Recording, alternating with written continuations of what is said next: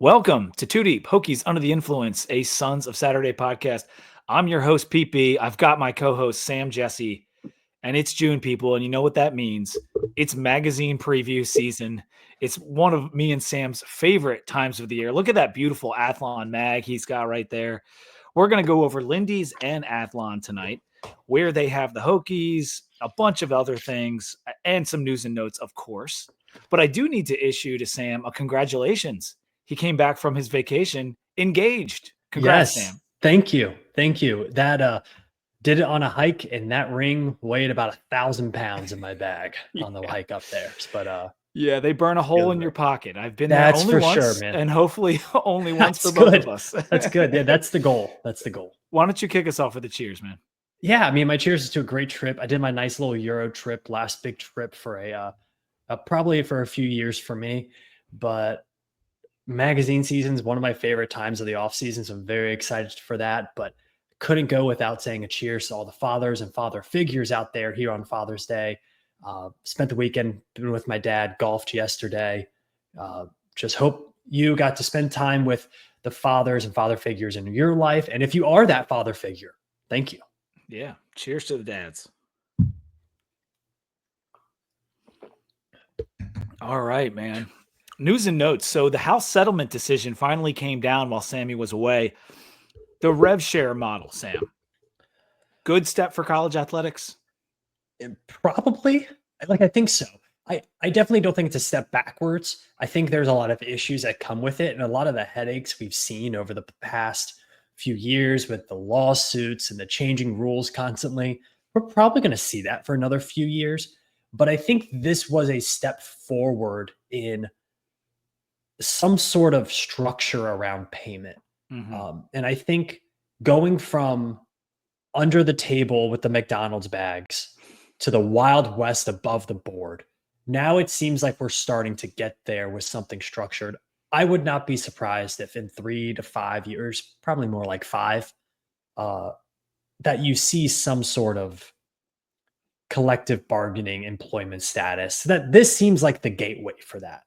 Yeah, they're going to either get collective bargaining straight up and contracts, or they'll kind of do what they've done here, where they're like not calling them employees, but there's still going to be contracts. There's still going to be deals in place for everyone to follow the rules, because that's the biggest thing here. How well will the rules be followed? And me and Billy Ray talked to Olivia Nuss Marullo the other day, put out a show. It's on the YouTube feed and in the Sons of Saturday feed. If you want more, like a deeper dive into all the details of what went on with the House case. We talked to Olivia for an hour and a half. She has written more NIL contracts than probably anyone in the world. Like, that's actually for real. She worked for Billy's former company. And so it was very interesting. She gave a lot of good insight. So I would check that out.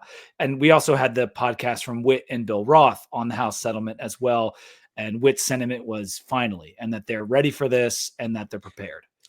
Yeah, I think there is a sentiment across most of major athletics that they were ready for this and they feel like they can control this a little bit more. And they're not as reliant on half a dozen to a dozen big dollar donors outside. Like there's a little bit of sense of control here from the universities. And I think they come out the major winners in this. But I also think it's much more likely now for you to keep talent in your school because you can promise something with the NIL. I'm going to put that in quotes because it's not really what it is anymore. Yeah, but it can be, it might not be. Yeah. Like I think you saw it in the last transfer portal. Not as many like major big time guys were entering the transfer portal. It was a much smaller number than we had seen. I think you're going to be able to retain guys a lot better with this format. And that's the hope, right? Is that one, retention is better. And that might take a little while, but hopefully off the bat, it's just a little better. And two is, what was two, Sam? The bowl games. I'm hoping that the fact that we have these payments and the fact that there can be, you have to play X amount of games to get your dollars, that it may improve the bowls. That would be nice. Yeah, I think that would be great for the fans. Like the fans have come out losers in this for like a decade now, almost, it feels like. So I think that would be a really good win for the fans. I think it would be great for television and getting new brands out there that a lot of people don't normally see on national TV. So that hopefully we get a turn this year. I'm not sure though. Yeah. Like I It's think going to it's take such some a figuring out. that's such a deep hole to dig out of because that started happening way before NIL. Yeah. And so I don't know how quickly that's going to turn around. True. And there can be things like the guys who are eligible for the draft. Well, maybe you will still get your money if you don't play in the bowl because you did so well that we're going to let you off. There can be all kinds of things in these contracts. And year 2 is really when we're going to learn amounts of money and the books at every school and all that kind of various stuff. But for now, check out the video with me, Billy Ray, and Olivia for more information on the House settlement. Hall of Fame announcement, Sam. Kendall Fuller going into the Virginia Tech Hall of Fame. Eric Green, former basketball player, heading into the Hall of Fame. And Devin Carter, former wrestler, going into the Hall of Fame. Those were the 3 headliners. There were several other people that were also going in. But for the listeners that would be familiar, Kendall obviously only played 3 years, but he was so spectacular from day one. Deserving, and that family, they should all be in there because of just the family alone. Eric Green, I'm not sure how much you remember of Eric Green, Sam. That would have been a little bit earlier in your Tech I remember. days, I think he was one of the first in my lifetime, I think, Virginia Tech player to be a national storyline for men's basketball, of course, but like he was one of, if not the biggest guys in college basketball that year. And so to see him get recognized, and I know he's been around the gym a few different times here and there, and he's had a lengthy pro career overseas. So to see him get recognized in Blacksburg again feels pretty good. It feels like it's a little bit overdue. He's one of those stars that he left Blacksburg, and then I think a lot of fans might have forgot about him. Yeah, like he's kind of an anonymous one of ours. He won ACC Player of the Year in basketball at Virginia Tech. That is. It may never happen again. I mean, it really might not. Yeah. That's really the coolest thing. And he scored like 22 points a game, like just an and he was good before that, but he got better and better every year. My one buddy always called him the Winchester Rifle. That's a great name. All right. Recruiting. We started the week badly, Sam. We got a decommitment from Carnell Warren. But then we got 2 commitments in the 2026 class later in the week. One from Cameron Johnson, a 6'4", 225 defensive end, and Camden Gillespie, 6'3", 245, another defensive lineman. And Cam Wren is from Green Run, which continues the Green Run. Yeah, it's that school is just pushing out talent. And I think it's great that Virginia Tech has established that pipeline, and hopefully we see a lot of production out of Brody Adams this year, wide receiver from Green Run as well. JC Price, though, like of all of the position coaches at Virginia Tech, he seems to be the guy who like lands the recruits and keeps them in the boat. Yeah, and I think it's really good because Tech has not historically recruited defensive line very well. So very Wiles good would always kind of get the under the radar developmental pieces, right? And this is some of that for sure. But then we've also seen an APR come in and kick ass, So there's a lot to be said for what JC Price has done coming from the Fuente era and building that out, keeping the relationships going. And this high school, I mean, Knowledge Herald could have a big impact on this year. I want to talk about him in a little bit, but that school is, it's a pipeline for Virginia Tech right now. Maybe the best one we have. Yep. Continuing the recruiting convo, because I mentioned the decommitment and I kind of glossed over because I wanted to come back to a lot of the talk on Twitter about how this class is struggling. We only have 4 commits, even with these 2 most recent gentlemen. 16th in the ACC right now, out of 17 in the 2026 class rankings. I know it's only June, but we all know that this is the time of year people are making hay on the trail. If you look at last year on this date, we had 6 recruits. And a week from this day last year, we had 10 because we went on a run. So come June 25th of 2024, we had 10 guys in the boat. We only have 4 right now. So we're a little behind the 8 ball on this class. And I put out a thread on Twitter kind of discussing what I thought were the reasons why. And I think a lot of it just comes down to last year and how it was disappointing. Yeah. And there's also anytime you have a coach who is in a make or break year, if that coach breaks, it's probably not a place you're going to commit to anyways. So wouldn't you rather wait and see how that is going to go? Because I tweeted it out, but high school commitments now it's like Tinder. You swipe left or right. If you get a commitment, it's just somebody swiping right. Like there's zero commitment at all with this. It's social media posts. That's all it is. Yeah. And so I think you're going to see less commits in the summer than you used to, because I don't think it means what it used to mean. Guys could be holding up crop. because of the house case too. They could. I don't know. Could. And you're trying to see too, like, all right, if they get another big, if they sign another big quarterback in this class, that's money that they're going to give to that guy and not to me. Wouldn't I rather go to a class where I'm the only quarterback there? So maybe some guys are waiting it out. I think Tech's brand is a little bit diminished because of the results last year. We'll see. There's a lot of time left till signing day. And to be honest, like these guys aren't really on the team until I see them on the field at Worsham Field.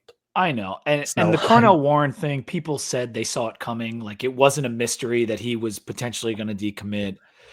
He was kind of out of nowhere too on the commitment. He was. And whenever you get one of those, it kind of makes you like, I don't know about this. That happened last summer with one of those big defensive linemen that ended up going elsewhere. But what I did say a couple episodes back is that when Pry gets a commitment, they don't often decommit. We don't see a ton of this. And so this whole summer with the house case and like, are guys trying to get in before the house case becomes a real thing? Are they trying to wait till see what happened with that? I don't know. Like, I don't know if it's just comes down to the fact that Tech's not having a good cycle. I think that's what this is that right now, this is not looking like it's going to be a strong recruiting class at the end. I hope that that's wrong, because as soon as I said something on Twitter saying we got 2 commits in 2 days, so maybe you say something else. Yeah, I should keep talking shit. No, I knew that we would get more, and I wasn't so down on the recruiting. I was just trying to provide reasons why it might be off to a slow start. Well, I do my program power rankings every year, and I keep that up throughout the year. And working on this year's model, the data input and all that I have a metric for incoming talent. And what it is really just player ratings from a bunch of different sites, transfer portal guys coming in, all that stuff for the last 2 cycles. Virginia Tech is 42nd in the country over the last 2 cycles. That is that is 1 spot below Maryland and 1 spot above Houston. Yeah. Now, being that close to Maryland is surprising, because they must have fallen off. Yeah. Well, they don't Locks was doing well at first. Yeah, they were. And Tech has gotten some good guys, but really not that different from what we saw in the Fuente era. And I just think the Virginia Tech brand right now is not recruiting well. Maybe more than Brent Pry isn't recruiting well, or agree. Somebody else. Like, I just think Tech is not even close to the top 25-ish level that I think a lot of fans want to be. I feel like a lot of fans say if we get a class between 20 and 30, we did pretty well. I think Tech even out to 35, we could rationalize. Yeah, and you look at it like Virginia Tech being 42nd for incoming talent. The last place SEC team is Vanderbilt, and they're 39th. Right. Like, it's not Vandy's recruiting better than us. Yeah, it's not even really close. And Virginia Tech, if you look at them compared to Clemson and Miami, it's another stratosphere of guys. So I think Brent Pry brought in as a big-time recruiter. I don't think that's panned out at all. I don't think it's even close. I just think that he can't have performed any better than he has without results on the field. Yeah, you got to get that eventually. Like, you can be the best salesman in the world. You're only going to get like a 2-year bump on recruiting. And then people are just going to be like, you are what you are, or you're changing the program, or you're going downhill. And he's kind of going downhill to like a status quo of the program over the last decade. And so that's not, your salesmanship is over, right? Like, we've passed the 2-year mark. We're past the 3-year mark. And so it's one of those things where, like, until we start winning, there's nothing more he can sell. Yeah. I mean, I got programs like Central Florida, Michigan State, Stanford, Baylor, TCU is well above Tech. Like, these aren't major high dollar programs necessarily. They're just getting better guys on average than Mhm. Virginia Tech is. Yeah, and I'm hoping it changes a little bit because last summer was a good summer of recruiting, and the year before Mhm. that was a pretty good class of recruiting. It's just that when you have the Instagram graphics after week 1 that say the only double-digit favorite to lose outright, It's tough. people see that, and it Mhm. killed all the momentum, and then we lost, a few more one-score games, and it really, as I said on Twitter, sucked the life out of the program. It in terms of the juice on the trail and the fan base, it sucked the life out of the program. And so I'm hoping South Carolina is the opposite of that. But we're not here to talk so much about week 1. We're here to talk about the preview mags, which we'll get to in 1 second. I did want to mention the thing about basketball, Sam. Nicholas Avdalis withdrew from the NBA draft today. It was the last day. He waited till the very last day. But the Euro step, as we're calling him, decided to, and that's Euro GYRO because he's from Yes. Greece. That's a Yes. Sam terminology, by the way. That's going to catch on. I'm really excited about that one. The Euro step. Well, we are waiting for official word from Virginia Tech. We've seen some bat signals, but nothing confirmed yet. So we're going to knock on wood and cross our fingers and hope that Neo chooses the Hokies tomorrow, the next day, whenever it happens. And when it does happen, if it does happen, you'll be hearing from the Hokie Hoops podcast as well. All right. We also have Two Deep merch available on the southwestvashop.com, Sam. That's right. Two Deep merch. Got it right here. We got the gray hoodies. We got maroon hoodies. We got t-shirts. You can go to the southwestshop.com and just go to Google. It's easier. southwestvashop.com and Two Deep. It'll come right up. Like just Google it rather than me giving you a website. Because I know that's what you're going to do anyway. But yeah, the merch looks good. They're so nice over there. They do a good job of getting it out to you. Shipping is not much. The prices are pretty affordable. If you ask me, I think it's $40 for the hoodie. It's not too bad. Worth it. And pick it up. It's got our nice Virginia logo that you see in the top corner of this screen. We'd appreciate you supporting the pod. And if you're watching on YouTube, make sure to like the video and subscribe to us as well. Did you happen to get your eyes on that TSL article that Andy Bitter did with Pry? I did. Was there any major takeaway? I don't want to bust up the paywall. Was there something that we could talk about on a broader scale that you thought was interesting? Yeah, I thought it was interesting when he talked about how they wanted to handle off-season changes. I think strength and conditioning was his 1A needed to change. But that's a tough, you can't really change that mid-season. That doesn't do anything for you at that point. So that was definitely his 1A. And Chris Marver's is 1B. Chris Marver was a dead man walking all year, it felt like. Yeah. The comments he's made since then, there was no saving. Tyler Bowen, I think he felt like it was interesting to say that they really thought Kyron Drones was going to be a dude last year. I think that was really genuine, and they felt like the injuries really crushed it. And even still, they thought there was some hope for the offense. They did because they didn't fire Bowen. They didn't. But I mean, Marv was out of it. Looking back, I'm surprised Marv wasn't fired after the Syracuse game. I know. And I just don't think Virginia Tech's that type of program. Yeah. There are some programs that are just cutthroat. We've never been that way. Frank's never been that way. But yeah, that was the nail in the coffin for him, for sure. And I just thought them calling it a reboot. Basically they're saying, I know this goes back to the WIT press conference with Fuente, but it's year one. That did not come out of Pry's mouth. I'm just saying it's actually year -1. Yeah, they're calling next year's year 0. a reboot, which is fair because half the coaches are new and they're at really important positions. Also, I think outside of the TSL article, I feel like the early returns on Ferg are good. What I've heard on the back channels about the workouts and how the players are liking it, and it sounds like things are going well. Yeah, you'd hope so. I think you would hope that there is this little bit of underdog mentality with these guys coming in. I think when he means reboot as opposed to rebuild, now this is definitely playing the semantics game, Pete, but it's mid-June, so we had nothing else to do. in my mind, rebuild is like you need to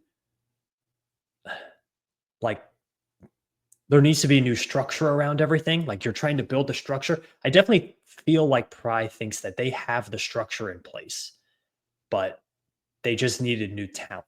And maybe their talent didn't improve like they thought it did. And maybe they didn't utilize that talent the way they thought they did. But I think he feels like they have a structure of a program right here. I think you're right. I think that they feel, or he felt, that 70% of what they did was correct. I'm making that number up, but I think that's kind of like how he feels. And like they were trying to figure out that last 30%, and that's why they made all these changes. And he said something from the article that he learned more last year than he did in the first 2 years. And I would hope that you do when you have those struggles and you decide to Yeah. make all these changes. One last major thing, Kyron wasn't cleared as of last week, but he should be soon. And that the impact of Montgomery on Kyron, he thinks, has been very positive thus far, and that it's kind of given the whole offense a lift, so to speak. Yeah, I think because they have so many new weapons in there as well, there needed to be some fresh air in that room. And I really hope they've gotten it. Kyron seems to be in like all the workout videos and stuff. So I guess he's going well right now in that terms. And everybody else seems to be doing well. So you're really just hoping that they continue these summer workouts. Strength and conditioning is probably your number one thing right here, though, because I mean, we saw last year. I was going to ask you this, and it's a stupid question because this isn't how football works, but Tech had 6 losses last year. I'm not counting the Minnesota game. How many of those losses do you think were to strength conditioning? How many for offense? How many for defense? Man, that's a really good question. I think it's funny because all 4 of the 1-score losses, I think you could put on strength and conditioning. Yeah. I mean, the only one I think you couldn't is I thought the Syracuse game I just thought was no, actually Rutgers. I think Rutgers X and O's, they just got crushed. Yeah, no, that's true. They did. They Vanderbilt faded 100% strength and conditioning. Yeah, and even Miami too could have been some strength and conditioning. Hot weather, Cam was struggling mightily, and then at the end, like really, turned it Yeah. on. And some of those plays were so fluky at Miami too. But Yeah. yeah, I would say Vanderbilt more so than strength and conditioning. Although it was hot as shit, It's hot. the offense just didn't do anything for the first half, like nothing, and I don't know, kind of buried us. Yeah.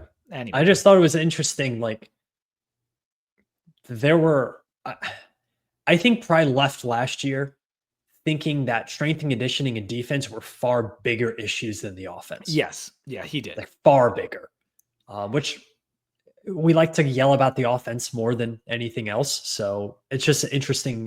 Well, Tootin got hurt. Interesting. Kyron got hurt. And when Tootin was healthy, he broke the school rushing record for a single game. I mean, so there is some credence to that. And I did agree that Marv needed to go more than Bowen, but I thought they both had to go regardless. But we can move on from that. Let's get to this preview, man. Athlon and Lindy's probably my 2 favorite. I do enjoy Phil Steele, but I think Athlon's my number 1. I think you're a Lindy's guy. I am Athlon for content, and no free ads, but the Athlon Sports College Football Podcast. I believe they Cover 2. Excuse me. Used to be Cover 2. It's now Athlon U. Oh, I didn't realize. I think they were tired of getting confused with Cover 3. But I think they're one of the best for like zero hot takes or anything, just like analysis and news. They do a very good job and they're very, very plugged in. This magazine is much, much better than last year's. Yeah, Athlon, last year's was a dud. better. This year's is very, very good. Aesthetically, though, Lindy's takes the cake. This is a beautiful. That's you got a Kyron on beautiful your cover, man. I got Jeremiah Love. I'm in the Northeast, so I always get Notre Dame. This is Kyron's looking good there in the all maroon. We got the Carolina blue. We got West Virginia on there. Looks great. I think aesthetically, like it's a random page, but it looks great. Yeah, Lindy's it's a pretty magazine. Love it. They do a good job. There's some things I like about Athlon, including the unit rankings, which we'll get to in a minute. So I wanted to start with the roster notes. before we get to what's in the magazine, one big one, Jazari Priester has been moved over to offensive line. Have you heard that? Yeah, I mean, it makes sense. He has all the measurables of an offensive lineman. He's huge. Yeah. Yeah, and the long arms and everything too. So you hope it's not one of those project players that never makes it off the workbench. They Virginia liked Tech him has so had, much when he came in. yeah, Like he has the right attitude. I think he'll contribute. I just think we have a lot of defensive tackles right now. yeah. Me personally, I'm scared of the Gunnar Givens situation where Yeah. you hear about him all the time and he just never actually makes it on the field. So I'm hoping he finds a way to get into the two deep, drink, but Yeah, drink. like Yeah. get a chance to get in there. He's only been here for 6 months though, or even less than that. Right. So it's not like Gunnar Givens was here for a couple years before they tried to switch him over.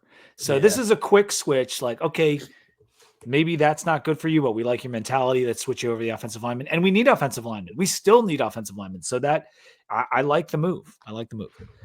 All right. The starting OL, according to Athlon, quickly, Garrett, Ganem, Altuner, Meadows, and Remack. I like that starting five. I think those are the guys I would have expected to be the starters. That's who they listed. I'm pretty sure that's what Colby had coming out of spring.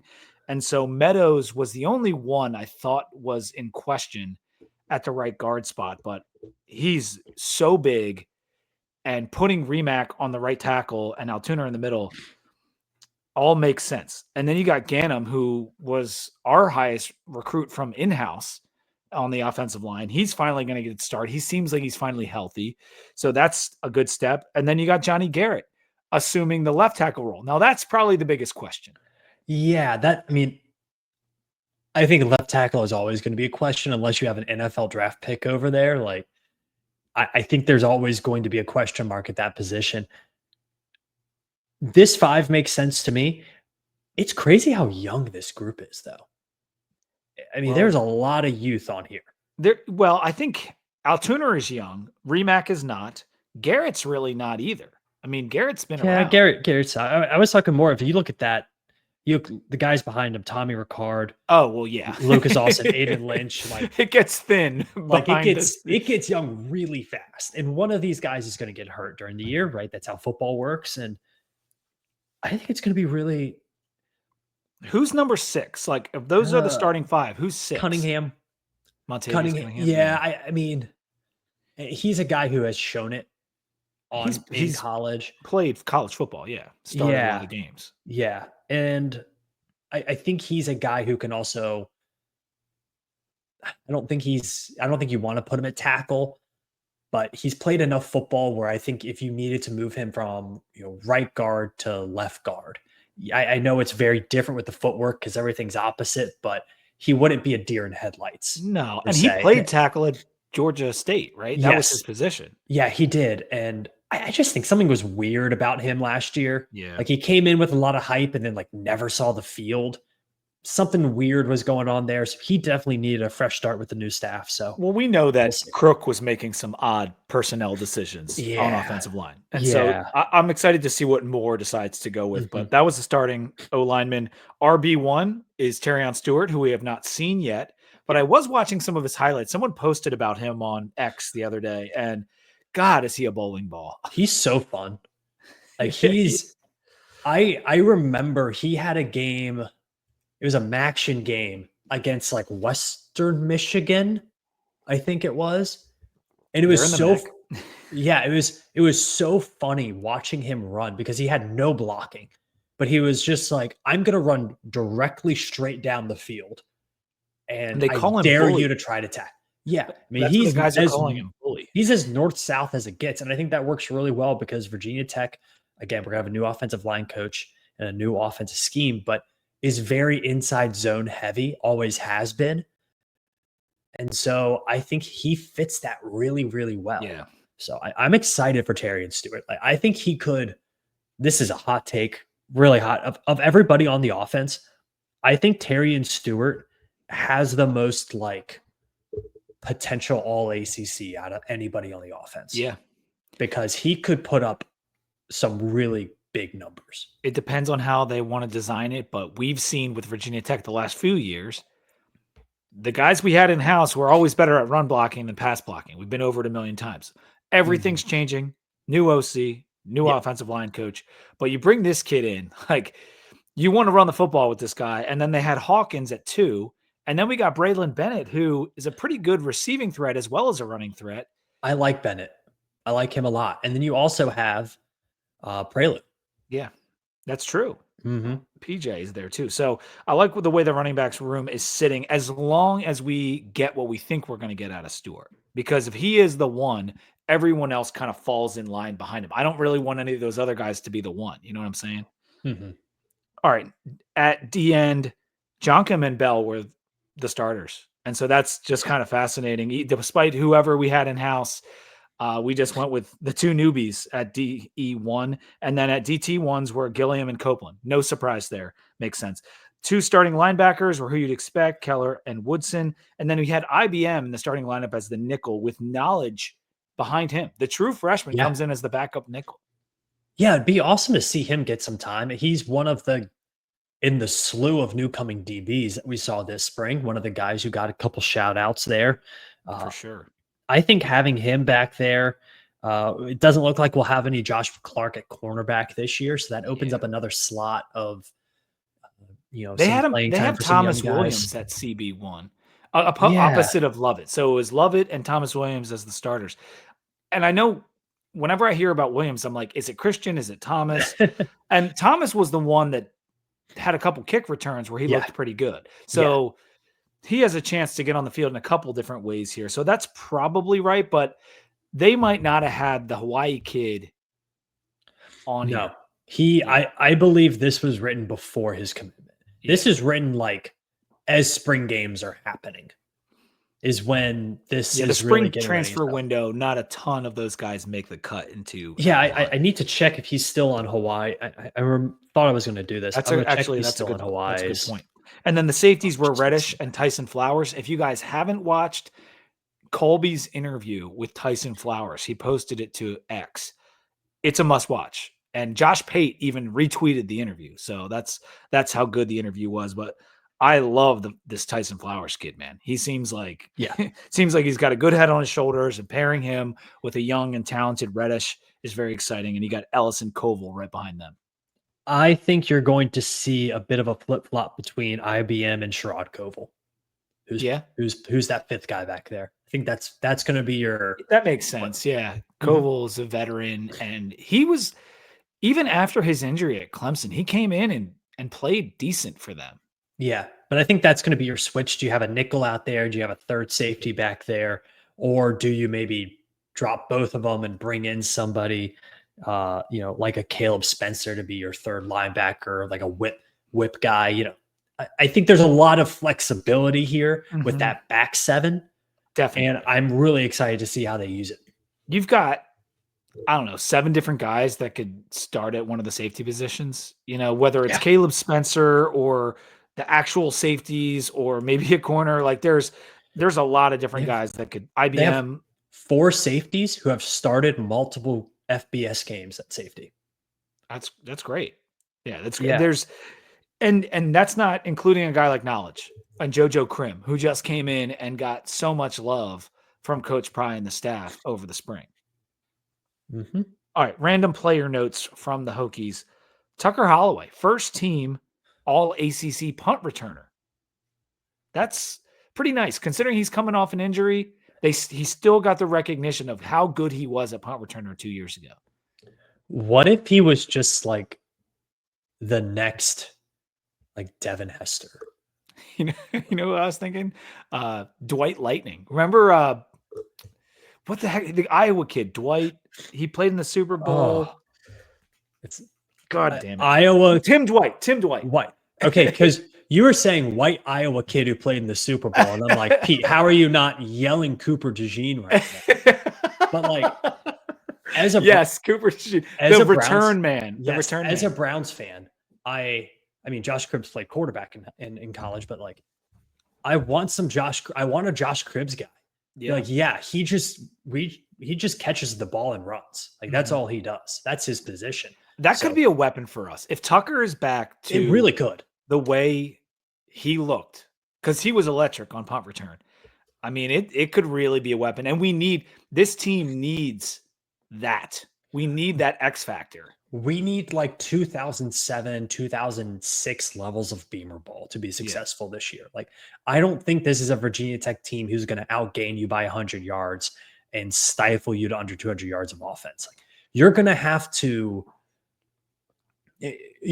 win the turnover battle every game. You're going to have to win the penalty battle every game. You have to win special teams every game. And then you hope that your offense makes enough plays and your defense makes enough stops. Win the yardage battle all game. Like you can't mess up, right? You got no double zeros on the field this year. If they have that penalty again, fire everybody. I think there might be like things thrown on the field. Yeah. Drones was not in the top 25 QB rankings in Lindy's. They ranked the top 25 quarterbacks out. He was not in there. I thought he might crack it because he was so high up last year on a number of these lists, but just wanted to note that. Tomas Rimac listed as the number 8 best guard in the country by Lindy's. Now, he's going to end up playing tackle probably, but it's interesting that they have him as a top 10 guard in the country. Like, that's not easy. Would it surprise you if because he got, all Big 12 mentions last year and seems to have gotten better and better each year. Would it surprise you if he was like the random second team All-American guy? Like, I feel like the offensive line, you're like, oh, like, shoot, like Washington State had a first team All-American at tackle. Like, always some random schools that get in there. It could be this guy, because he's getting a little bit more hype than I thought he would get. Now, to get on a All-American team as an offensive lineman, I feel like you do have to have a certain amount of name recognition. Yeah. And at least he's in this magazine, which is a step in the right direction. But you have to allow 0 sacks or very close to it. And I don't know. I don't know how they figure that out, because that's the hardest one because there's no stats. I think it's just a lot of name recognition. Yeah. And he's getting a lot more than I thought he would. No, that's true. It's true. And he was second team All ACC. So number 8 best guard in the country, second team All ACC in Lindy's. And then Dante Lovett was second team All ACC in Lindy's as well. And then John Love was third team. So a couple of All ACC guys across both magazines.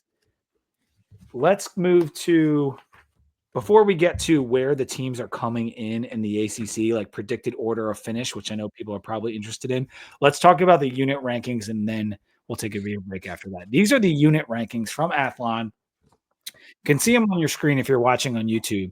And we'll go down to Virginia Tech first. We have 2 positions that are within the top 10 of the ACC, and that is quarterback at number 9 and defensive line at number 9. Every other position, Sam, is double digits or beyond. Do you think that that's right, that the QB and the D-line are our best positions? Do you think there's a different position that should be higher? I would put Kyron probably top 7. He definitely can be top 7. Like, there's absolutely no world where Thomas Castellanos is a better quarterback than Kyron Drones. That's absolute BS. I don't think so. We have so many data points on Thomas Castellanos being a bottom tier Power 5 quarterback, like bottom tier. So that's just ridiculous. I think Kyron's beat him head to head twice, right? Yeah, easily, handily. That doesn't make any sense to me. I feel like the wide receiver room is a little bit better than that.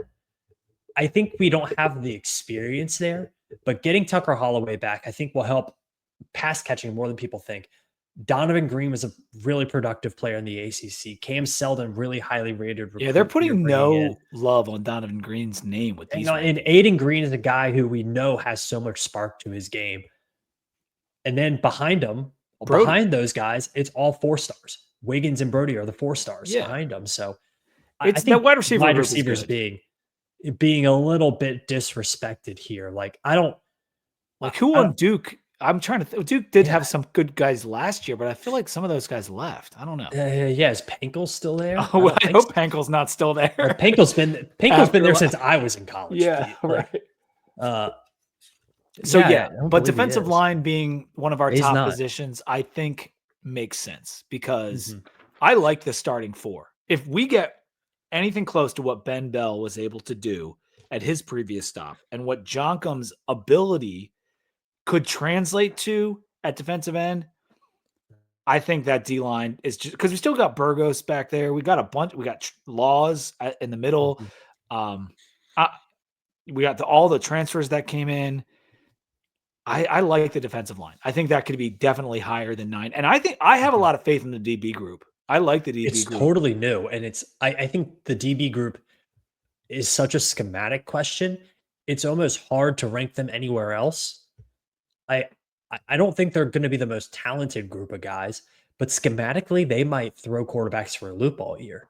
They're number 10 for those listening. Virginia Tech 10 with the DBs, 11 Mhm. at linebacker, 12 on O-line, 12 at wideout, and 12 at running back. Running back's another one that could surge way above this preseason ranking. Mhm. But there are a lot of good backs in this league. There Again, are, there are. Are we done with text rankings? Can we move on? Because sure. Yeah, give me some notes. North Carolina, holy crap! It's low. I It's mean, low. this is. I tweeted it out like a few weeks ago. It was after Bo Atkinson is his name, correct? The defensive end. Mhm. He transferred out, and I was like, this is the least talented UNC team since they were winning 2 games a year Well, under they Larry lost a Fedora. couple linebackers too, didn't they? We Yeah, got one of them in yeah. the spring window.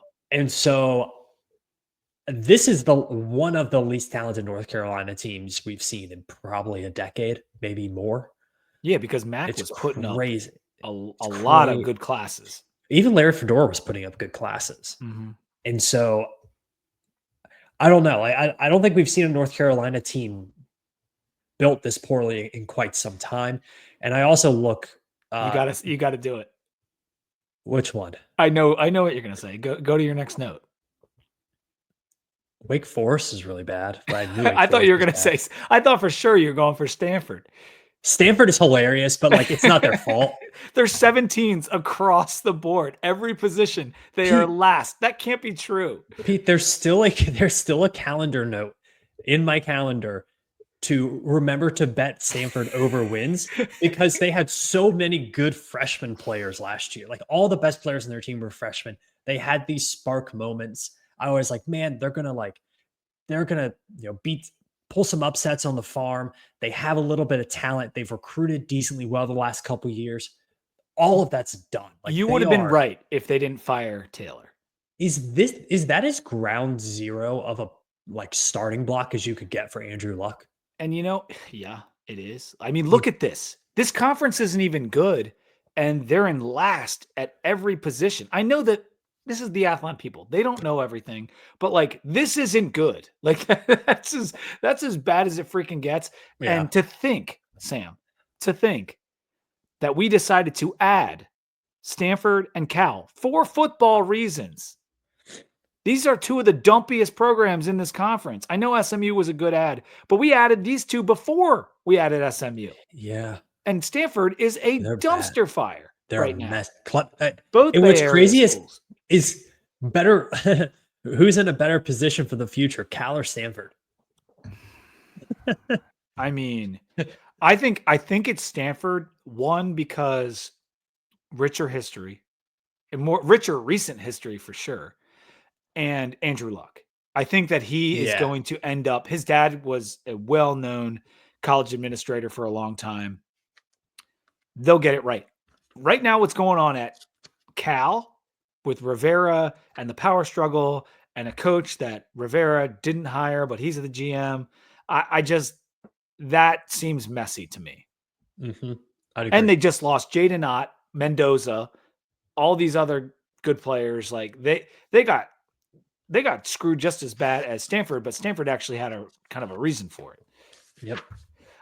The Wake thing, they are 13 or worse in every category except running back, which is because of Claiborne. He's still there. Yeah. That's the like I'm not totally sharpieing that game as a W for Virginia Tech because I've been a Hokie long enough to know when a team has one player, just one that you have to stop, Usually Virginia Tech can't stop that player in any sport. And so they are going to just kind of hand him the ball off and see what happens. I don't think like they're in total rebuild mode. I don't think they're going to be any good. But he's a very, very talented running back. So you mentioned UNC being bad. They're double digits across the board. The other teams double digits across the board. Syracuse, UVA, and Cal. And of course Stanford, which we already talked about. Yeah. And that makes sense. I mean, no one's expecting anything about UVA. I thought Q's was interesting that they're that low on all these rankings. Yeah, I thought something that was really interesting was I'm trying to find the exact quote I found for this, but it was basically like Fran Brown wasn't willing to pay some of the guys who wanted to stay at Syracuse. And so they lost. They were always going to have attrition due to graduation, but they lost way more than they even expected. It's a totally different team. I think Syracuse might struggle to make a bowl game. That's a problem that goes back a number of years. Babers always had a tough time retaining anyone decent. It was really difficult. And I think Fran Brown, correct me if you think this take is too wild, but I think after year one, he comes in, they have this really fantastic year. Do you think he's feeling himself a little bit? Letting a few too many guys walk? I also think I really like him, and I think he's a really good coach, and I think his players really like him. I think he's a guy that other coaches really want to beat. Like, you don't want to get beat by Fran Brown because it ends up being like when Virginia Tech got beat by Fran Brown and he quote cards you to death. Yeah. I think Syracuse has a bit of a target on their back this year, and it's not a good year for that because they have one of the toughest schedules in the country. And is it that tough? Like, because they start with Tennessee, right? They play Tennessee and Atlanta. They play at Clemson, at SMU, at Miami, and at Notre Dame. Oh God. Yeah. That's brutal. They do not return an offensive player with over 275 yards of offense in their career. Return, but did they get any in the portal that were decent? I mean, you don't have to go through their whole roster. They got LSU's third string quarterback. Oh. We think Angeli's going to be the starter there, right? We think. No, I think it's Ricky Collins. You think it's going to be Collins? LSU. Yeah, I know that it's a battle, but yeah. The only guy that they have that I think has like performed in college before is Justice Ross Simmons, and he was like supposed to be a big guy and was just a non-factor last year. So they might have a tough time this year. Yeah, I think you're right on that one. Sophomore slump for Fran Brown. All right, let's take a break to talk about our sponsor. Two Deep Hokies Under the Influence is brought to you by Roback. It was a good day for Roback across the country, Sam. Father's Day. Hope you guys got huge day. 20% off, but if you didn't, you still can. Use code 2DEEPVT. Go to roback.com. Find all the Virginia Tech stuff. They got the Hokie Tracks polo. They got the white quarter zip. They got the white hoodie. Those are the more recent things.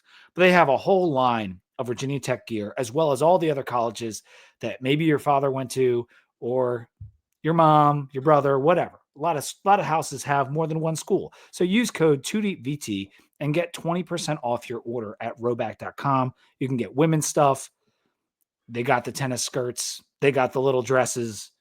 Of course, the quarter zips and the hoodies and the joggers. But the polo selection is unmatched. And when it gets hot, you want to be wearing a Roback polo on the golf course. Sam can attest to that. Yep. Absolutely. All right. Roback.com, Crave Activity. Sam, I need to know what you're drinking.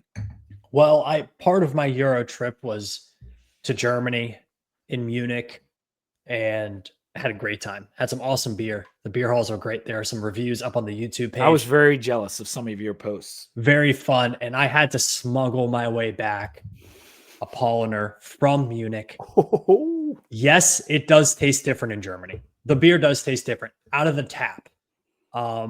It is a little bit crisper. The flavor is a little bit, it's crisper and smoother than it is when you get the same beers in the United States that have been bottled for a while and shipped. The Paulaner out of the draft, I gave it a 4.25 on Untapped. It was amazing. It tasted so great. This one has been in the bottle for a little bit, but I did check, it is bottled in Munich. So it's bottled and brewed in Munich. Brought it back. It's beautiful. It's one of my favorite wheat beers I've ever had. It's just so phenomenal. And Paulaner makes a good beer. I really so like their good. Oktoberfest. It's one of my favorite ones. It's more caramely and malty than a lot of the others. Yes, like it has a lot more flavor notes than I thought it would, because Germany, I mean, they have laws about this. Like, you can't throw a bunch of crap into the beer to make it taste like something that's not beer, right? And so to get the beer to have different flavors, you really have to use the hops and the malt and work through those channels. And they do a great job with it with this wheat beer. This is like the Weissbier. It is beautiful. It tastes like the quintessential German beer. If you ever have a chance, if you ever have a chance to go to Munich, it's a great town too. Obviously, it's a very large city, but the beer gardens are just so much fun, man. And you were there for Champions League final. I was actually at a Paulaner beer garden for the Champions League final, which was a wild event. And yeah. Cheers, buddy. All right. I am drinking the Yacht All the Time. This is from Icarus Brewing out of Brick, New Jersey. I think some people have heard of Icarus. It's somewhat popular. This is an IPA, 6.5%, which is what I like. I got it from my buddy Alex. He brought it down for me he used to be up there in Hoboken, but now he lives closer to me. Gave me this delicious beer. It's hazy in the glass. Not like so sweet like some of the New Englands. I think the color kind of matches what you'd expect it to taste like, if that makes any sense for the listener. Mm-hmm. Sometimes I feel like the really light hazies they tend to be a little bit more on the sour side. Whereas like the ones that are like this, you get more of a full body, regular, almost like a non-hazy IPA flavor. And that's what the Yacht All the Time is giving me. I also had the can in my brand new US Open Oakmont koozie, which my future brother-in-law brought me, which I guess he thought I was a dad. I don't know, but I appreciate the gift regardless. He was at the tournament for a couple days earlier this week. Good finish today. It was a good one. Yeah. Congrats, JJ Spahn. Deserving champion. Sure. Only guy under par. That's crazy, dude. Yeah, I forgot about insane. That. The Yacht All the Time. I'd probably give this. I'd probably give it a 3.75. Closer to. The thing is, it's on the 0.25, so I'd probably go closer to like a 3.6, but I can't really do that, and then I feel bad. Should I ever feel bad about rating a beer poorly? I don't know. No, I rate things too highly on Untapped, I feel like. Like, if I don't like a beer, I'm giving it like a 3.25. Yeah, because it's not bad. It's just not my favorite, and I do like the brewery, but I'll give it a 3.75. All right, let's move on to ACC predicted order of finish. Last year, Tech was in these top sevens. This year, not so much. I had to add them to the bottom of the screen. If you're watching, sad. If you're watching on YouTube, Lindy's has Tech at 12th in the ACC. Athlon has Tech at 11th in the ACC. The top seven varies a little bit, although the top three are the same in both. It's Clemson, Miami, SMU, the set order by both magazines. After that, you get a mixture of Louisville, Georgia Tech, Florida State, and then Lindy's is higher on Pitt, Athlon is higher on Duke, and I think I'd have to agree with Athlon on this one. Yeah, I don't understand quite the Pittsburgh hype. I understand they had a lot of injuries last year, so that might be, hey, if they don't get those injuries, are they a little better? And Desmond Reed is one of the best playmakers in the ACC, so I get that, but I just think the culture they've built at Duke in that first year, and even going back to the Elko days as well, really, really solid. But I think for me, Lindy's not having Georgia Tech a little bit higher here. Like, if Haynes King can stay healthy, which is a big if because he hasn't done that in his entire career, but that Georgia Tech team has a lot of pieces. Now, they also had a ton of incoming players, so I think there are a lot of question marks on that team, but Haynes King is the kind of guy who can take over a game. And you look at their schedule and like, it's not an easy schedule. But if you're talking about ACC play, there's very few unwinnable games on their schedule for ACC play. And I mean, they almost won the Georgia game last year. So what the hell do we know, right? Like they were. I mean, Haynes King is a freaking dog. And they get Clemson early, September 13th. They host Clemson. Oh wow, that's a huge game. And then if you look at the back half of their ACC schedule, they have Virginia Tech at Duke, Syracuse, at NC State, at Boston College, Pitt. Like they could very easily go 6-0 in the ACC to end the season. If you're Georgia Tech, you want to play Clemson early in the season before your depth gets dinged by injuries. Like you'd rather take them on early. So that works out well for them. I also think, and I said this on a pod with Robert when you were away, I think Haynes King is the best quarterback in the ACC. Like if you just gave everyone the same team, I think Haynes King would win the most games, more than Carson Beck, more than Jennings. Obviously, I'm talking about health here. Like if everyone's healthy, I just think Haynes King's the best actual college quarterback, better than Klubnik. And so give me Klubnik, but I would put King at second. Okay. Yeah. So I like Georgia Tech. That's why I agree more with the Athlon rankings because they have GT at 5, they have Duke at 6, and they have Florida State at 7th. And I don't think Florida State deserves to be any higher than that. No. And Lindy's has them at 4, has FSU at 4. I don't see that with Castellanos at QB coming off the disaster they just had. A team that's also not being talked about a ton because they, yet again, just complete transfer overhaul. Louisville has a lot of talent on that team. And I think Miller Moss is like the perfect quarterback for Jeff Brom's system. Yes. I would not be surprised to see Louisville in the ACC title game for the second time in 3 years. Miller Moss is the best ball of clay that Brom has had in his 3 years. Oh, yeah. Yeah. And that's better than Plummer. Way. Yeah. Yeah. Perfect way to describe it too. Because he's talented. That Miller Moss kid, if Brom gets the most out of him, he's going to be dangerous. And then UVA, not on the graphic, but picked 14th and 15th respectively. So about where they were last year, about where they deserve. Last place in Athlon was Stanford. Last place in Lindy's was Cal. So there's your Bay Area right there. Overall ACC notes, Sam, did you have anything you wanted to bring up about the ACC, about our other opponents? Because I've got a couple of notes here. Yeah, I have some. Athlon does a really cool opposing ACC assistant coach scouting report. Right. That's like anonymous, and you get some great ones. There's some somewhat boring ones, but some of the fun ones that I highlighted for Miami, especially. Quote from an ACC opposing coach. I think there's a bigger question here on how and why they spend what they do on the guys they pick.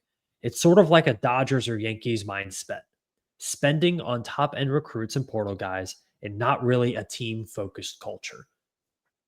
Pretty much. Yeah. Yeah. I mean, I think they're like a car collector, but a car collector that doesn't respect historic cars. Like they kind of just want shiny stuff. That's kind of how they feel right now. And I look at their roster, I'm like, yeah, they got a bunch of big time recruits, but it's guys who haven't done it at this level. Carson Beck, I think there's a really good Carson Beck, and I think there's a not so good Carson Beck. And and I think that's what the quote is definitely referring partially to Carson Beck because of the price tag that's been talked about for him. Unreal price tag on him. If we can believe if you're recruiting this well, then why do you need to go out and get somebody else's guy like that? That's a good question. So I don't know. That was a really interesting one for Miami. Real quick, another one I had here highlighted for UVA. Quote: "These guys are in trouble." Yeah, that was great. I love that one. There's a couple other good ones. And in Tech, so you were asking me who do you think wrote text, or which school do you think it came from? Because I think said it was from an assistant coach in the ACC.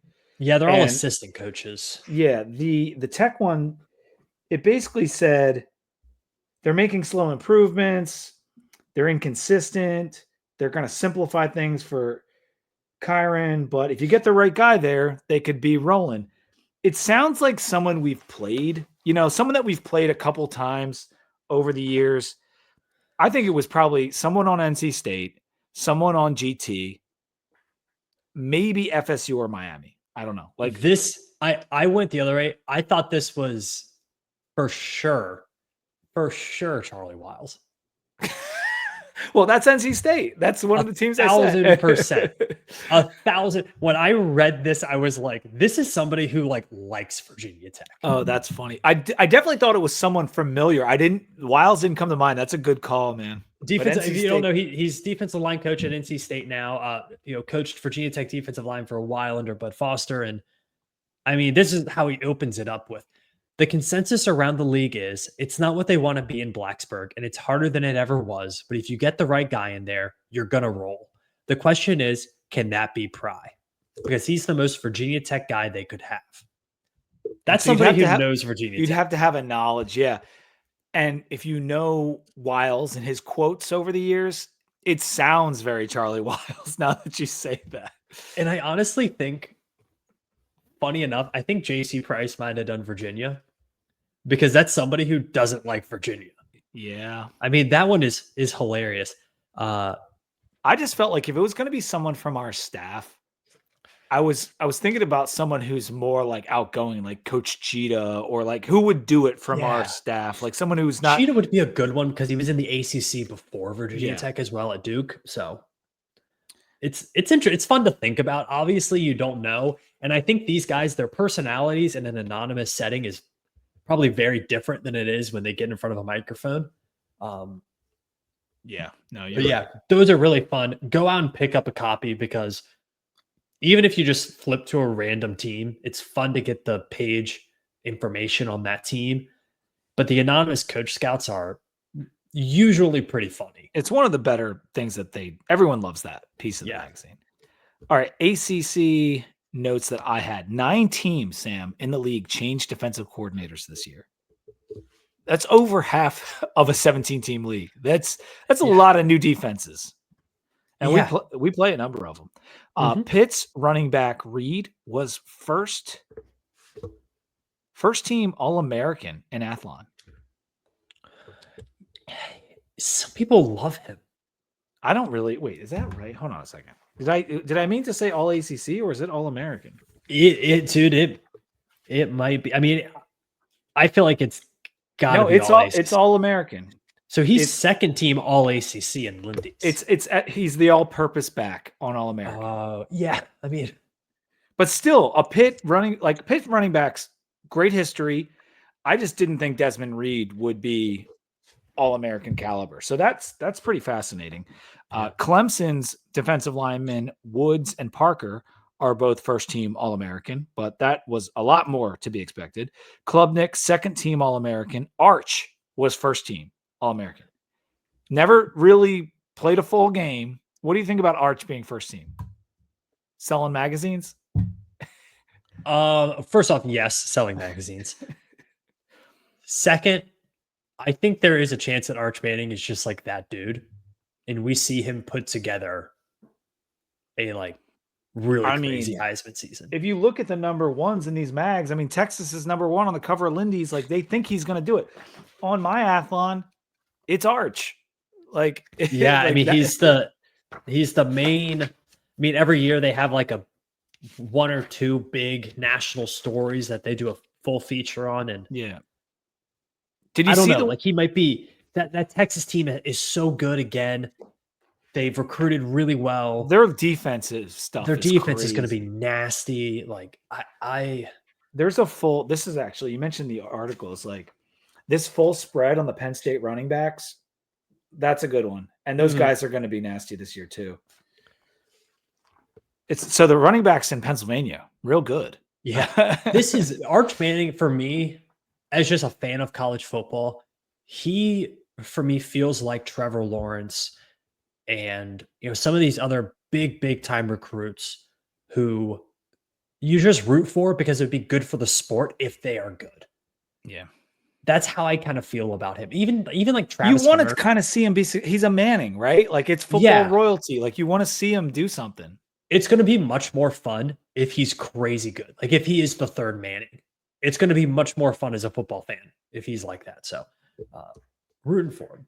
Rooting for him. So mentioned Clemson and Klubnik and their All-American status. Clemson, best D-line in the country, and Lindy's second best D-line in the country in Athlon. Very high opinion of Clemson's DL. Second best wide receiver unit in the country on both. That really shocked me, is because it's something we haven't seen since maybe Mike Williams when they had, who's the guy on the Bengals? They had that group of wide receivers at Clemson. The guy who just got a bunch of money for the Higgins? Higgins. Yeah. They have not had the wide receiver talent there, was what I was trying to get at. And this is second in the country in both magazines. That's crazy. This is the best team they've had since the Natty teams. And I think it is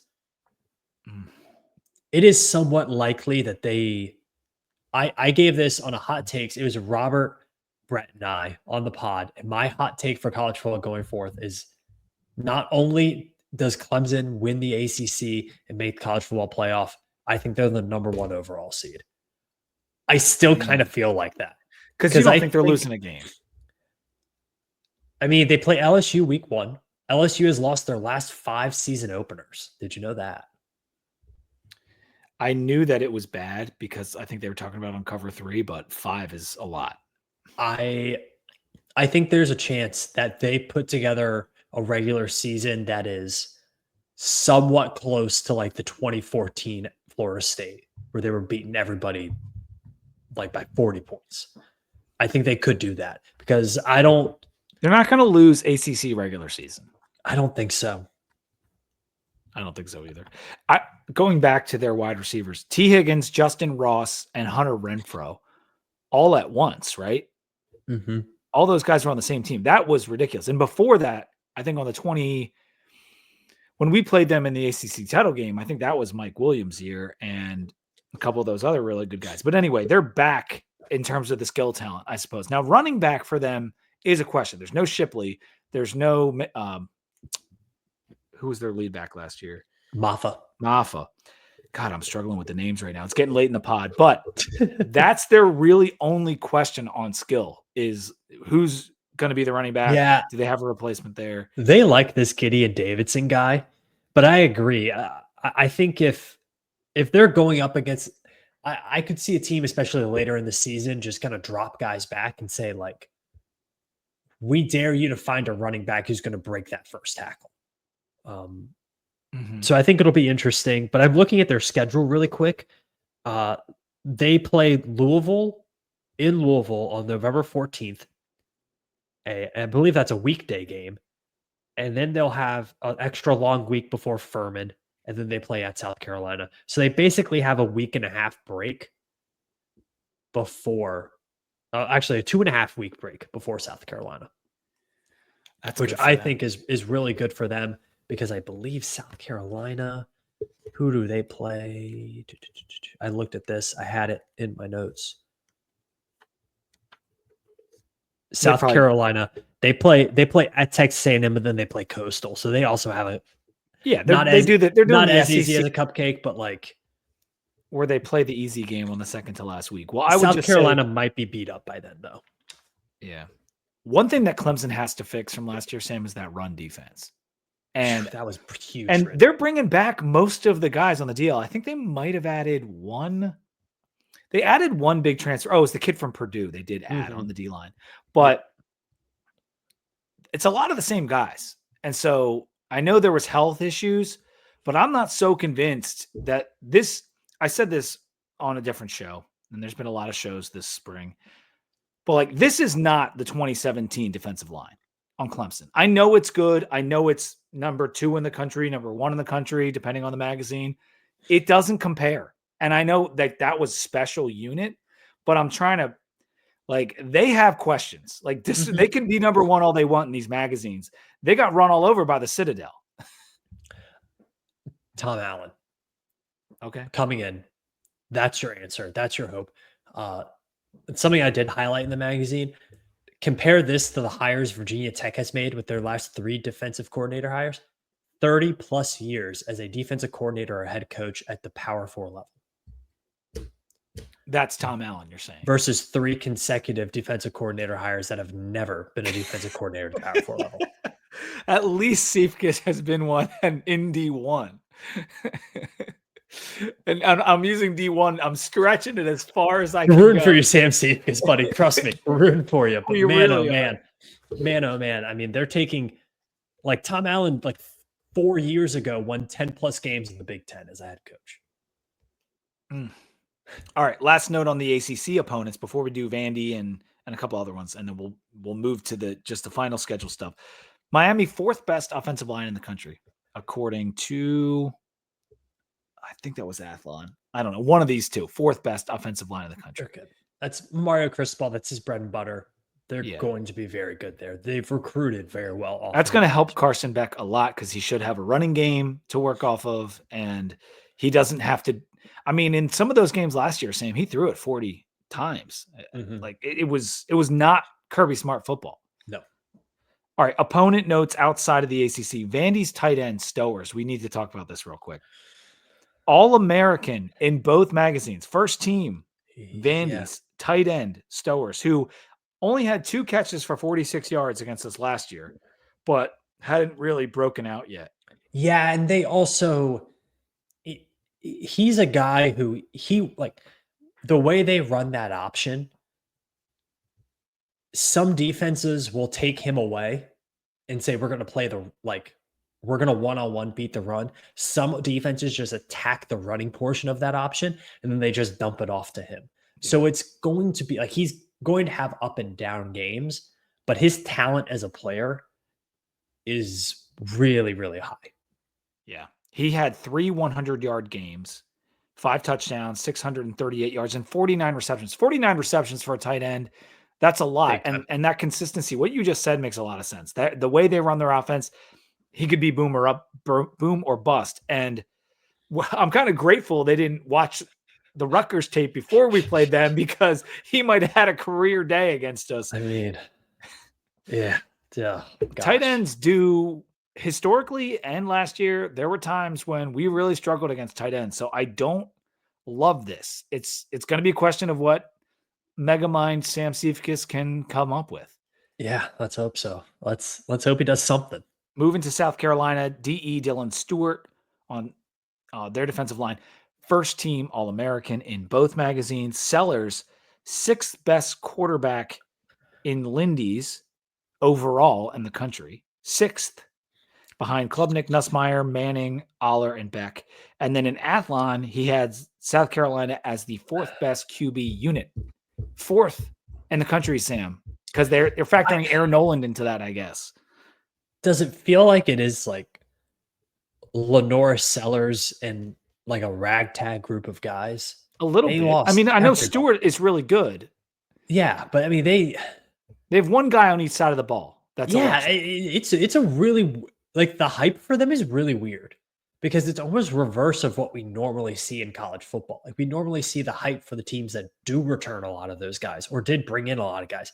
They did well transfer portal, but not. They're counting on him to be a Heisman Trophy quarterback. They are. And I mean, Todd McShay said he could be. I think he might have said he could be number 1 overall if he played to his potential. He could. It's really interesting because I don't think we've seen an SEC team like that in a while. That's just like the quarterback stud. But can a second-year starter in Lenore Sellers, which all the schools have a full year of tape on him, can he carry them to a top 15 finish the year after South Carolina had their best year since Spurrier and maybe their best year in terms of NFL talent in 30 years? I mean, the amount of guys that went to the combine, it was 11 guys at the combine on this team. They lost a ton. Yeah, they did. I mean, we're about to find out. Pete. I hope it's too many. We're about to find out. That's a really interesting matchup week 1, man. It really is so interesting. So much hanging in the balance. All right. So last note, Jason Henderson still on ODU. I don't understand. How can he still be there? He's the number 13 inside linebacker in the country, according to Lindy's. if there is like a like I he's got to be close to the career tackles It's got to be. record. He's He's got to got to be. be. He's had He's some against, injuries, but he's played some really outstanding seasons, and they juice his tackle numbers, as we talked about in the show before. I mean, is he like collecting a 401k at Old Dominion or something? Like, He, oh my gosh, dude. he's definitely got a couple Hey, kids or something, right? I mean, shout out to Uncle Jason Henderson. oh Uh, man. All I right, so mean, our he's very schedule. good. He's very good, though. So He's very good. that's all I have on the opponents and the particular notes. Let's just talk about the teams in general. Our schedule versus the rankings. Our hardest games. If you put the magazines together, hardest games are Miami, South Carolina, and Louisville. Top 30 teams in both publications, all three of those teams. So we have three elite level hardness games, I would say. Let's just call that the hardest: Miami, South Carolina, and Louisville. Mm-hmm. Our easiest games. Obviously, we're hoping for Wofford. They're not in this magazine, but we're hoping Wofford's one of our easiest games. ODU, they came in at number 95 and 103. Cal came in at 77 and 100. Wake, 80 and 68. And UVA at 69 and 73. So those are the 5 easy games. Mm-hmm. UVA being the most difficult, according to these rankings, of those games. And then right in the middle, we got GT, Vandy, Florida State, and NC State. And of those, I think GT is the toughest. Maybe Vandy, maybe Florida State. Maybe, I know that's a tough one, right? At Florida State, if Florida State gets a little bit of momentum at Florida State at that point in the year, it could be pretty tough. Mm-hmm. But I think that's going to be a pretty fired up team to play Vanderbilt, no matter what happens in Atlanta. And it's at night. I think at Georgia Tech is just going to be tough if Haynes King is healthy. If Haynes King isn't healthy, the Hokies are going to win that game. If Haynes King is healthy, the Yellow Jackets are going to. It's Bobby Dodd, man. It's not a weird good place. It's a weird place. It's been very 50-50 for Virginia Tech. Like, you've had some highs, you had some lows. I think that game and the NC State game are genuine toss-ups. They are, and they're both on the road, Mm-hmm. and so yeah, who knows? But those are the middle games, I'd say. And yeah, it's you stack these up over the rankings, and it's funny that you see Miami number 10 in both publications. That's a bit higher than I kind of was expecting. For me, it felt like somebody had to be that high. Like, I'm looking across the country and I'm like, okay, who else would I put in there above them? I don't know if I have great arguments for a bunch of teams. I do think they're bringing over one of the best quarterbacks in the country. They have an elite offensive line. They have one of the best pass rushers in the country in Ruben Bain. They have recruited one of the best in the country. Like, yeah, I mean, they're probably going to be up there. Do I think they finish there? Probably not. But that's how these preseason things work. Like, it's recruiting numbers and returning quarterback, and that's pretty much it. If you want to go right to like the numbers of it, 3 top 30 games and only 5 consensus top 50 games. And I say consensus, I mean the 2 magazines having both teams in the top 50. So 3 top 30, only 5 consensus top 50. That kind of makes you think we could finish 7-5. Like, I would take 7-5 right now. Like, on June 15th? Are you signing up for 7-5? I mean, I don't want to sign up for 7-5 because I'm always hoping we could be better. But when we finish 6-6 so often, like, we haven't been 7-5, Sam, since 2019. I mean, if you finish 7, like, you could lose those. If you lost those 3 games, the big 3 games, and you lost the 2 road games, NC State, Georgia Tech, there's your 7-5. So you're asking me, do I want my best season in 6 seasons? To not have any big wins. And just sign up for it today. And you just you beat 5 like basement dweller teams and you get a win against Wake for your 5 bottom dweller teams, And then you and beat you like get Vandy, revenge on Vanderbilt, and you beat NC State or something. and yeah, sure. So you're 7-5. Sign up for today. Best season in 6 years. That's the Ooh, saddest part about this. That's a turn. That's a turn. Hey Pete, what if I could give you the best season in 6 years? That's what I'm saying. I mean, literally 2020 under 500, 21 6-6, right? 22 3, 23 6-6, and then we won the bowl. And then so yeah, we have not been 7-5 since we went 8-4 in 2019. That's 6 years, man. I'll give you something. They host Louisville and they host Miami. I think they win one of those games. I think Virginia Tech is due for a big win at home. They're going to be in like Miami. underdog They got to mentality. beat Miami. They're due for one of those games. South Carolina, Vanderbilt. I think they win one of those games. Probably Miami Vanderbilt. would be. Miami has the potential to be even so if we're fun. even if we're not having a good season, you know it won't matter. It's no matter if they call it a rivalry or not, it's a rivalry to us. So we could be having a bad season, they could be top 15, and it would be awesome to take them down in Blacksburg late in the year. You know they have those late season. Did you look at the end of Miami's schedule and tell me what you see? Because I know what's on there, and it's hilarious. M comes before N. Okay. At SMU, Syracuse, NC State, at Virginia Tech, at Pitt. Yeah, they're going to lose both of those games. It's going to be 30 degrees both games. At Tech, at Pitt. Oh, they're going to be so cold. Carson Beck is so skinny. Bad. He's going to be so cold. That is so bad, dude. That's a terrible ending. Okay, so they're going to go. I think they're going to beat Notre Dame. Oh, do they beat Notre Dame? Oh, man. They're going to beat Notre Dame, I think. You think they're going to beat Notre Dame? I do. Okay. And then they're going to beat Bethune-Cookman. South Florida has a little bit of hype. They're going to beat them. Florida's going to be a really interesting game. Florida State's still trash. Castellanos is trash. They'll get that one. They low-key kind of have a tough schedule. Well, starting with Notre Dame is brutal. And then like South Florida's really tricky. I know they crushed them last year, but like Florida's going to be much improved. At Florida State's never going to be fun. Where is the USF game?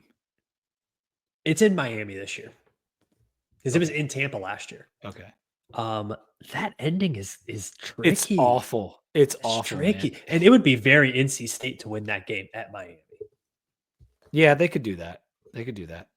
So the biggest discrepancies between the two mags were Cal, 23 spot discrepancy, 77 in Athlon, 100 in Lindy. So Lindy's is just out on Cal. Like, it could have to do with when they were written. Maybe. Cal lost a lot of guys late too. Yeah, maybe Athlon went to print before Ott left, and then you have Vandy at 40 and in Athlon and 63 in Lindy's. It's crazy. So so those are both 23 spot gaps between those two publications. And then Wake was much smaller, but the third largest, which was 12, Wake was 80 in Athlon, 68 in Lindy's. A game we should win. We're at home. That's basically an average of a 74 ranked team. We're only like, do you know what we are, Sam? We're 50. We haven't said that, have we? Yeah. 55 in Athlon and 50 in Lindy's. Yeah. Yeah. So it's not like we're way better than Wake in this. Like we should be better, but it's not like a crazy amount better, which is sad.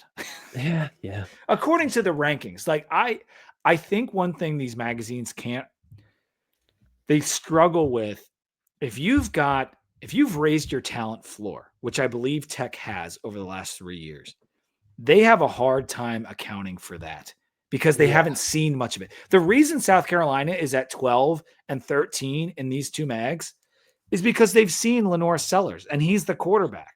And so they're like, okay, one of the best quarterbacks is back. They're a top 15 team. Like, yeah.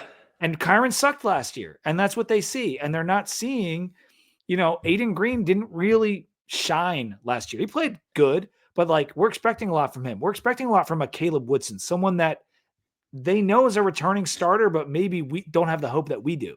Yeah, I think there is a definite level of like 5,000-foot view on all these teams. What I have found, I don't think refreshing is the right word, but the caveat of Kyron Drones having been injured all season long has been brought up pretty much everywhere I've seen. And I do think people are starting to understand, like, at the end of last season, it was really like, what a dumpster fire at Virginia Tech. And now I think people are starting to see the whole picture of a lot of things went wrong that were some in their control and some out of their control, and that they Yeah. did make some changes that needed to be made. So I think Virginia Tech should feel like I feel better about this season in June than I did in March, I would say. Like, I just feel better about the guys we have on our team, looking at our schedule, looking at the opponents. I think there is a definite, like, I'll say it here. I think 6 wins is the floor, just looking at the schedule. I definitely feel better about it now than I did. Yeah. Cause like I'm not worried about Wake. I'm not worried about Cal. I'm not worried about ODU and Wofford. Like there's 4 right there that I feel pretty confident So in. you just got to steal a few more. NC State didn't get that much better. I don't know if Georgia Tech got that much better than they were last year. Yeah, like I think there's a floor here. And you know that there's going to be an FSU on this list, right? Someone who just like completely stinks that you're not expecting, someone who's really good that you're not expecting, and hopefully that really good team isn't on our schedule and the bad team is. Wait, what if we were that team? Have you thought about that, Pete? If we were this year's, like, who would you say? Like Georgia Tech, would you say from last year? What if we were this year's Arizona State? Dude, come on. What if? Well, Terry and Stewart. He's our Cam Scatteraboo. Many people are calling him the next Cam Scatteraboo. He's the black Cam Scatteraboo. he's like 5 inches shorter than Cam Scatteraboo, I'm pretty sure. No, dude, Cam is short. Is Cam short? He's pretty short, dude. He's Turtle from the Terry and Stewart's pretty. I saw a tweet that was like the Cam Scatteraboo Color Rush Giants jersey, and it was like, the worst person you know is going to wear this jersey every Sunday this week. It's terrible. They're like, I think this jersey comes with a domestic violence charge or something like that. It's like, oh my God. So dark. We love you, Cam Scatteraboo. Yeah, right. I mean, I hate the fact that he's on the Giants because I got to see him a couple times this year on the Eagles. But anyway, that's going to do it, man. We went through the schedule. We went through the magazines. We gave away all of the magazine content we could. Go pick them up because, like, honestly, one of my favorite things is just like randomly flipping to a team and like, oh my gosh, here's the Delaware Blue Hens, your home state, your Blue Hens, Pete. They're in the magazine. They're in the video game. They're in the magazine. That's got to feel so good if you're a Delaware fan. It's like pretty see cool. Your team in there. So there was a picture floating around online of the video game and like someone playing as the Blue Hens, and I sent it to my cousin who went to Delaware. I'm like, dude, you made it. He's like, this is awesome. I finally get to play as the team. Yeah, that's got. And they're going to be good in Conference USA. Like they're actually, I don't think they can play for the league because of the stupid rules that they have. But yeah. I think they're going to give teams a run for their money. Yeah, Missouri State too. Not a bad team. These teams are both better than like Kennesaw State, who came up. Yeah, dude. I mean that league is. And Sam Houston just lost their coach. I mean, there's a lot of teams that league is basically an FCS league. Pretty much. It's not good football, but the Delaware Blue Hens are. So yeah. I'm hoping they can compete with Liberty. Billy was like, if they play Liberty, like, would you go to that if it was in Delaware? I was like, yeah, I'd probably find my way back there. I think this year it's in Lynchburg, but if they ever get up to play in Newark, I'll try to get down there. But anyway, make sure you subscribed Too Deep on Spotify and Apple Podcast, the Sons of Saturday channel on YouTube. Make sure you're hitting up southwestvashop.com for the Too Deep merch. You can search in their search bar as well as Google. It'll come right up. And Roback, use code 2DeepVC to get 20% off your order. Rate, review, and subscribe. We really appreciate you guys. We're going to be back in a couple days with a Memory Lane episode. We'll have John McLaughlin on talking about the Belk Bowl and the big comeback victory that night. So you won't want to miss that one. That'll be recorded on Wednesday and put it out Thursday or Friday. So until next time, go Hokies. Go Hokies.